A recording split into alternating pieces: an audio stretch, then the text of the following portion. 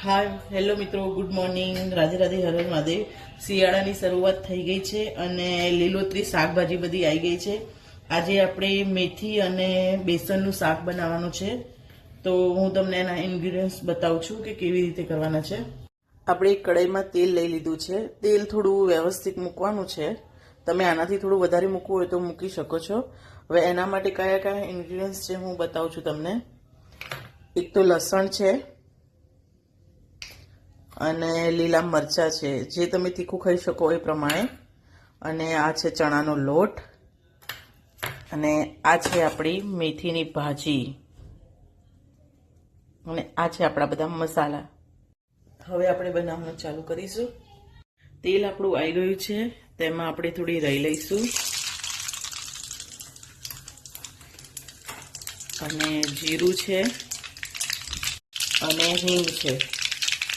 હવે લસણ નાખી દઈશું અંદર। આપણું ગોલ્ડન બ્રાઉન થઈ ગયું છે। હવે મરચાં નાખીશું અને છે થોડી તેને તેલમાં સાતળવા દઈશું।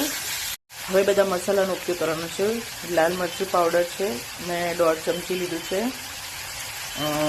જીરું પાવડર છે, ધાણા જીરું 1 ચમચી, અને હળદર છે।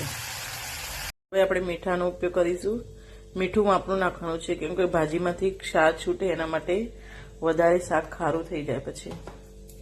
હવે આપણે તેને મિક્સ કરી લઈશું।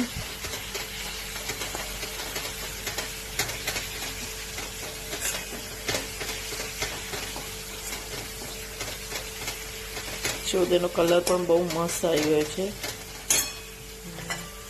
થોડો ગરમ મસાલો નાખી દઈશું આપણે। હવે આપણે તેમાં પાણીનો ઉપયોગ કરીશું। 1 ગ્લાસ જેટલું લેવાનું છે પાણી। થોડું ઉકળી જાય, પરપોટા થાય પછી તેમાં ચણાનો લોટ નાખીને મિક્સ કરવાનો છે, એની ગાંઠો ન વળી જાય તેવી રીતે, જો તમે જોઈ શકો છો। હવે આપણે એમાં ચણાનો લોટ મિક્સ કરીશું। થોડો થોડો કરીને યુઝ કરવાનો છે, એને હલાવતા જવાનું છે। પછી મેથીનું શાક રેડી છે, પણ આપણે એને થોડી વાર હજી 5 મિનિટ ચડવા દેવાનું છે। તમે જોઈ શકો છો કેવો મસ્ત કલર આવે છે। આપણું બેસન મેથીનું શાક બની ગયું છે ને આ રોટલી હવે આપણે એકવાર ટેસ્ટ કરીએ।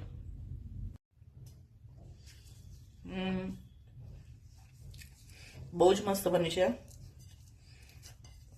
એકવાર તમે પણ જરૂરથી ટ્રાય કરજો મેથી બેસનનું શાક બનાવવાનું। હાય હેલો મિત્રો, જો તમને મારી આ રેસીપી ગમી હોય તો મારી યુટ્યુબ ચેનલને સબસ્ક્રાઈબ કરવાનું ન ભૂલતા। Thank you.